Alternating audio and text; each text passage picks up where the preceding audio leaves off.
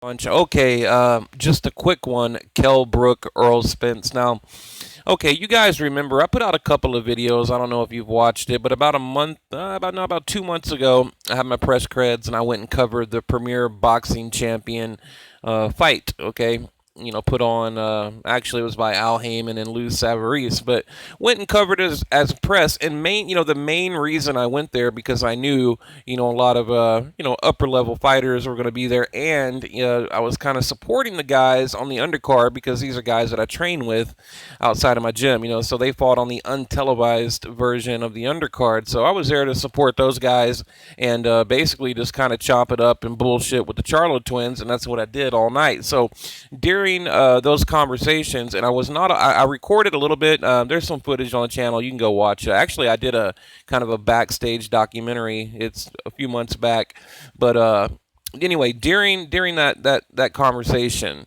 okay, Charlo told me, and I'm talking about the middleweight, and I get their names confused. You got Jermel and Jamal Charlo, and I always like confuse who is who. So the middleweight Charlo told me, that he was helping Spence prepare for the Kell Brook fight, and it's true. I mean, so a friend of mine went to Dallas, and basically, he got to watch ringside Spence and the Charlo twins sparring. So I mean, I was like, damn, I was really impressed, right? I mean, you got Earl Spence, sparring with middleweights, and they're not taking it easy on them. These guys are going, 100%. Of course, they got the headgear and the big 16s on their hands, but they're going full power. Real sparring, and apparently, Spence held his own and he did well. And if you remember, his kind of claim to fame, everyone said that Earl Spence gave Floyd Mayweather a run for his money during sparring. Now, I don't know if you guys remember that. That was before Algieri and all that. But anyway, the main thing I want to talk about today, and I want to make it quick. So Kell Brook, right now, his gym is on lockdown. Okay, he did an interview with Sky Sports, and basically said that the eye surgery, really affected his training, and his career, and getting back into boxing shape because he put on a lot of weight. He ballooned up. I mean, well, he ballooned up for the fight. I think he was probably, probably a super middleweight during the Gennady Golovkin fight. But anyway, after that, he had the surgery and he put on even more weight. So now he's got to melt back down to defend the IBF welterweight title, and that's what this is all about. I felt he should have vacated and moved on, but like I said, he's got the gym on lockdown, and reports have it, in the small amount of video footage that I've witnessed, that I've looked at, he's not looking too good. I mean, he looks melted down. He looks drained. I don't know. He just doesn't have that same pop that he usually has on his punches. So, and on the other hand, you have Earl Spence. He's sparring with the Charlo twins. And look, I know these guys. I know them personally. They train right here in Houston. In fact, I'm going to go down to their gym probably next week. I'm down there often. It's called Plex Gym. You guys can look it up. Plex, Plex Gym. It's in Houston off of 59, Sugarland, or Katy area. Look it up. It's a great gym. You got Ronnie Shields, the former trainer of Mike Tyson, working with these guys. You have like Brian Vera, Arizona Lara, a lot of like the Houston Texans and the Houston Astros train there. So it's a really nice facility, good gym. But it is open to the public, so I go down there when I can and just kind of watch those guys train and whatnot. So, but like I said, you got the Charlo twins kind of secretly working with Spence, burning the midnight oil, and that's impressive. I mean, it really is. And actually, the picture you're looking at now was the day that they did a little sparring in Dallas, Texas. A friend of mine was there. He witnessed, he got to watch it. He was not allowed to record it.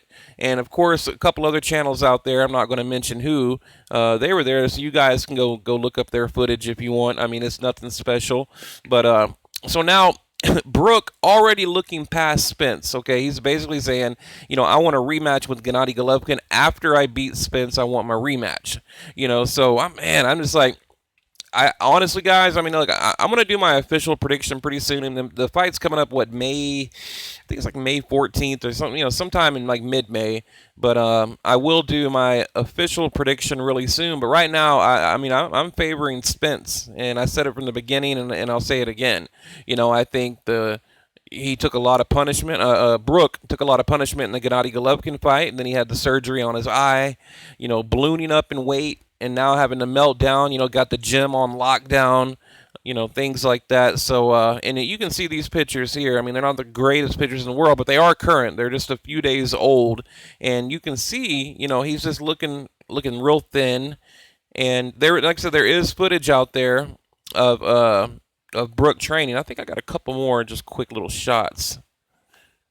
Yeah, here we go. And yeah, I mean, you can see. I mean, he I guess he looks like a welterweight. He doesn't look, like Chavez, skinny, but he's looking drained. Now, here's one thing I thought about. Okay, so yeah, he makes weight, right? Boom, he hits the 147, the welterweight limit.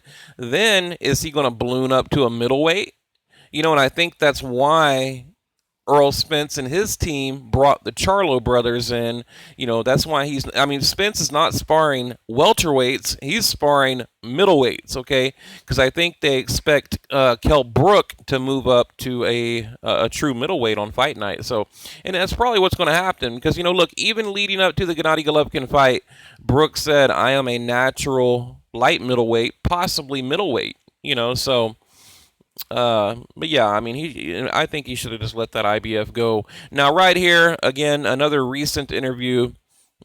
He said if he wins the IBF, he wants to unify with Manny Pacquiao. Okay, so that's a possibility. That's a possibility. I could see it going down. I could see it happening. So, and according to Spence, look, he's I'm gonna knock him out. Not Pacquiao. He's talking about Brook. He says I'm gonna knock him out. Easy work. I'm gonna make a statement. I'm gonna show the world who I am in Sheffield. I'm going into his backyard. I'm gonna take his belt, and and I'm gonna knock him out doing it. So.